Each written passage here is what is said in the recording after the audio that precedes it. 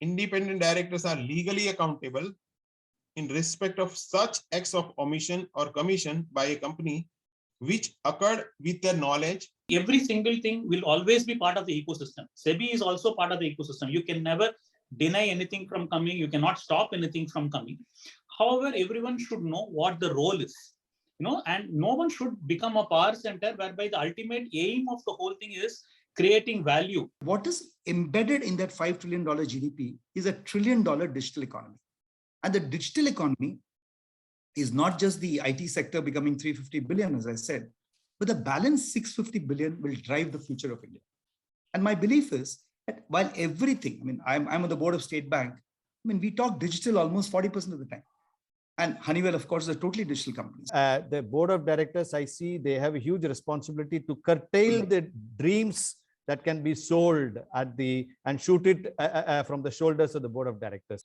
That all accounting should be blockchain. That's my first of my 5 ideas. Do all auditing through robotic processes. You need an ERP for ESG. We need to make sure that people realize accountability is at the absolute center. Feedback and accountability. Generally accepted that corporate governance pillars are having 4 pillars, constituting accountability, transparency, responsibility, and fairness. Fairness to all the stakeholders, not necessarily only to the directors. Media, which also often writes terrible stories when things go wrong, but I think they highlight things that go wrong and show the light for other boards and other companies to do things the right way. And last of all, and something that is the heart of the discussion today, which is the board and especially independent directors. Character of the organization. Governance is all about character of the organization. It's just like a human being is known for his or her character. An organization is known by the governance practices. And I would say that risk management also plays a very important role, apart from transparency. The first one starts with leadership. And as it said, Raja Kalasya Karanam, if the leader believes in governance, ethics, then I think it's easy for others. It's always a top-down approach. So I think we all independent directors and mentors have a very important role to guide the king towards governance. Capital flow.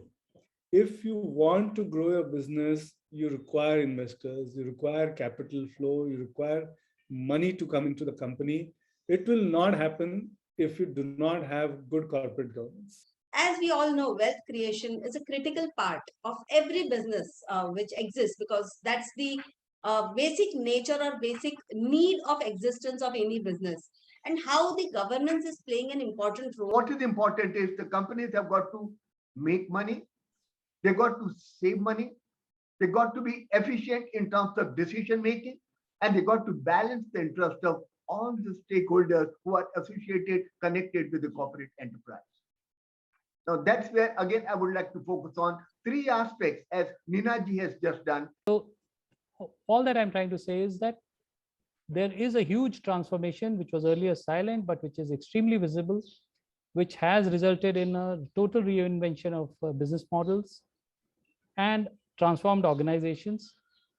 And there is the corporates are also realizing. We follow influences, we follow cues, we follow what the socially most dominant person is saying. If we have somebody who's a very charismatic leader, we will go and we will be led by the charisma.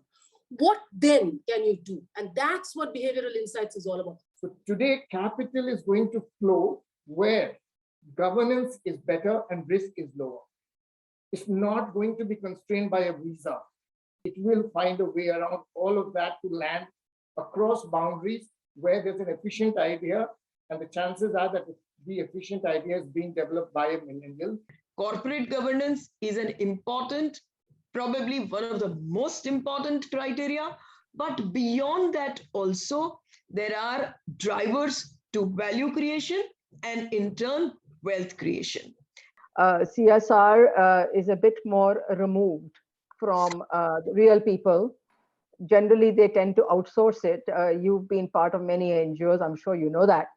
And And I think what we are trying to do with an ESG is to engage with real people. CSR is your compliance, 2% of revenue or profits or whatever. And ESG is the way you do your business, the how of your business, you know. We draw upon our faculty to share their insights and expertise on ESG, environment, social governance, climate, and other sustainability issues, including also the Sustainable Development Goals. Start with, profoundly thanking all the panelists and the moderators for being there with us and sharing their valuable insights and inputs from the lens of their real-time experiences.